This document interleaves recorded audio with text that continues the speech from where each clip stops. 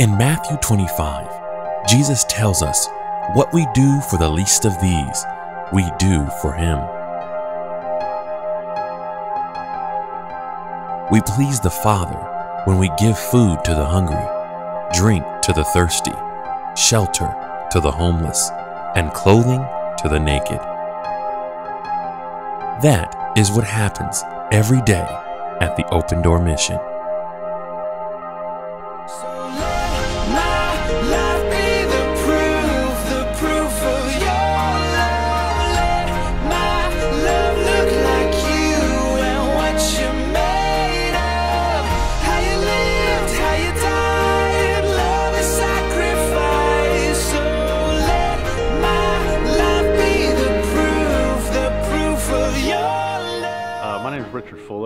I was originally born in Cleveland, Ohio. My father moved us down here when I was about 6 years old. At about the age of 8, my father was detected with a brain tumor, and he died. My older brother raised me and my younger brothers, and at the age of 18, he committed suicide. That was about the time that I started experiencing with drugs and alcohol.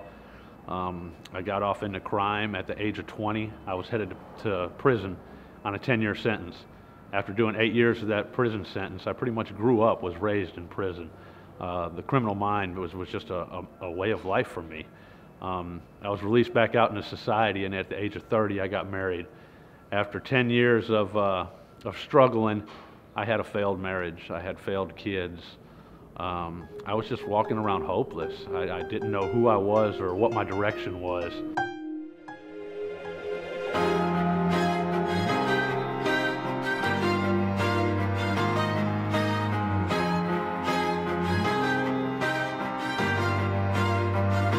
If I sing but don't have love, I waste my breath with every song I bring. An empty voice, a hollow noise. Somebody suggested the Open Door Mission to me. I'd never heard about this place.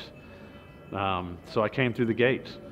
And one of the first questions they asked me, are you ready to commit? Can you commit yourself to something, to a program, to a recovery program? At that point in my life, I had never completed anything but a prison sentence. So I had no clue if I would be able to do it. And when I first came in, I was rebellious. Didn't really think I was going to be able to do it. But then, staff just reached out to me. The staff here is just incredible. It was like nothing before. I had never felt loved like I was being loved here. God just got a hold of me.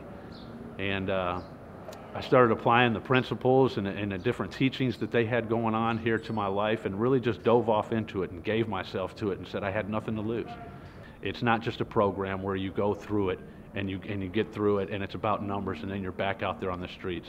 No, they're going to help me. They're going to help me get a job. They're going to help me get on my feet. They've taught me that recovery is not just a pastime, but it's a lifestyle. I can't say enough about this place and how God's hand is truly all over this entire campus here. If I speak with human eloquence and angelic ecstasy, but don't love, I'm nothing but the creaking of a rusty gate. If I speak God's word with power, revealing all of His mysteries and making everything as plain as day, and if I have faith to say to a mountain, jump, and it jumps, but I don't love, I'm nothing. If I give all I own to the poor, or even go to the stake to be burned as a martyr, but I don't love, I've gotten nowhere. So, no matter what I say, no matter what I believe, no matter what I do, I'm bankrupt without love. We are, and our men, become the hands and feet of Jesus. Please keep the mission in your prayers, and thank you in advance for your time, your treasures, and your talents.